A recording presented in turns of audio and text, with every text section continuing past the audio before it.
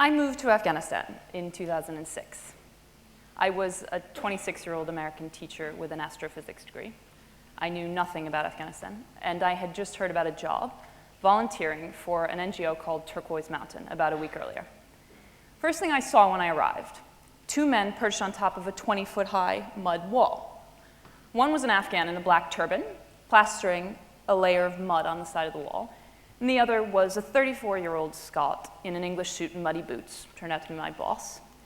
He just walked across Afghanistan with his dog.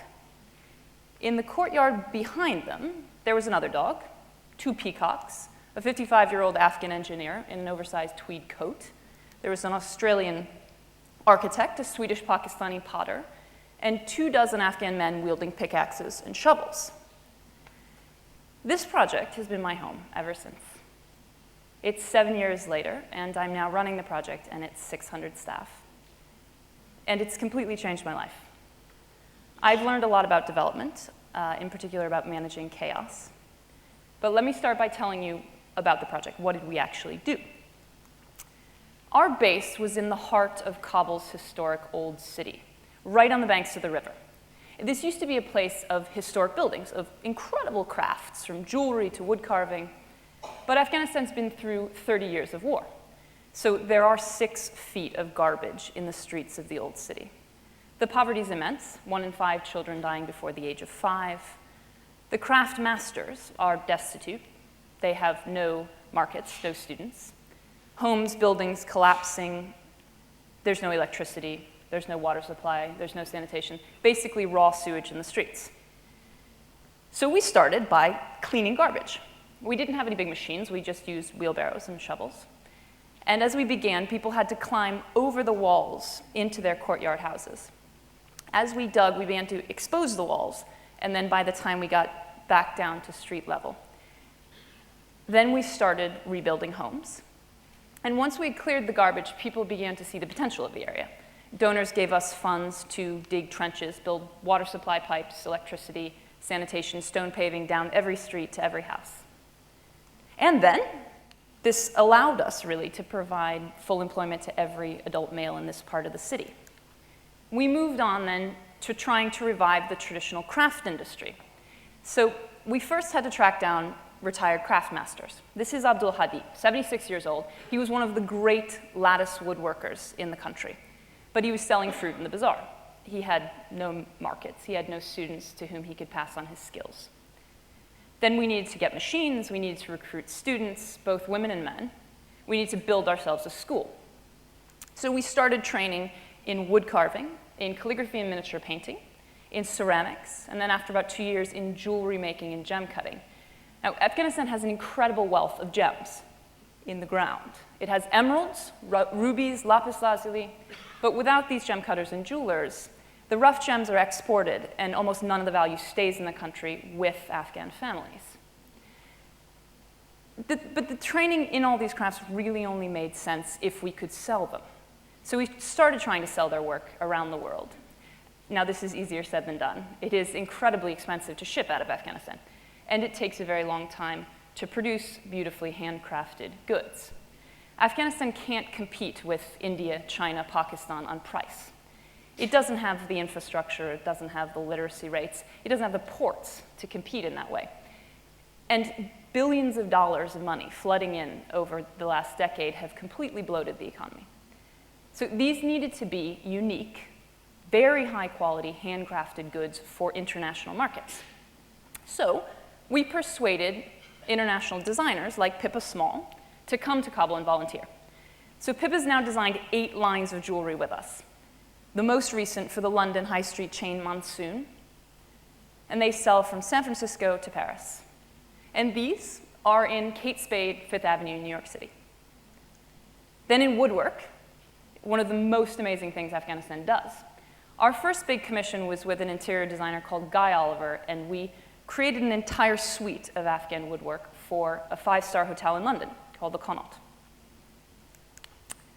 Now, other parts of the project were very unexpected. We did not plan to go into primary health, but the community basically demanded it. So we brought in a volunteer doctor called Dr. Farouk, who came to us twice a week to do referrals. And it grew, and it grew. And today our clinic serves 12,000 patients a year, 2/3 women and girls, and it was the first tuberculosis control center in Kabul. It was the same thing with primary education. We said yes to a literacy course, and 100 kids showed up the next day. We wanted girls to come too, and their fathers were very nervous about what their daughters were going to be learning. So we negotiated. We lined up a row of chairs on the back of the classroom and told the fathers that they could observe. And after about 2 weeks, they were bored and happy, and on it went. So now the primary school has 200 kids, half girls, half boys. So here we are today. Nearly 9,000 Afghans have worked with us on this project. We've cleared 30,000 truckloads of garbage. We've repaired the buildings. This is before and after. And we've done this on 92 different buildings. This is another one. We've sold millions of dollars worth of traditional crafts. And we've built the National Institute for Afghan Arts and Architecture, which trains hundreds of young men and women in traditional crafts, inspired by their patron, Prince Charles. We've got a great local primary school, one of the best family health centers in Afghanistan, and our reputation for quality is finally there. By 2013, we had improved enough to be the main exhibition at the Museum of Islamic Arts in Doha. It's one of the greatest collections of Islamic art in the world. And our craftsmen and women produced 40 extraordinary objects, from a 15-foot carved wooden ceiling to a 38-carat emerald the size of my finger, to exquisite miniature paintings made with a magnifying glass. So what are the lessons here, the secrets to development? There are a lot of management theories about how to do these things. Our project fit into none of them. The theories emphasize strategic planning. We just started clearing garbage. The first plan was written about 3 years in. They emphasize minimizing risk. We took a huge amount of risk. And some of the best parts of the project came out of it. Flexibility is a massive understatement. And people really, really pushed me to scale up, roll it out across the city. But we remained focused on a single community and a single area that we were just beginning to understand. Now, you can call this community consultation, but that wouldn't really convey what it's like to have Azim grab you by the arm, drag you to his house, and show you the flooding in his basement.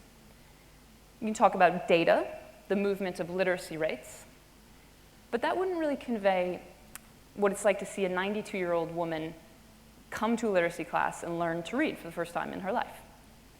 You can talk about stakeholder participation, but that wouldn't really give you a sense of how generous and courageous people have been, from California to Doha, supporting us at the exact moment when we needed their help.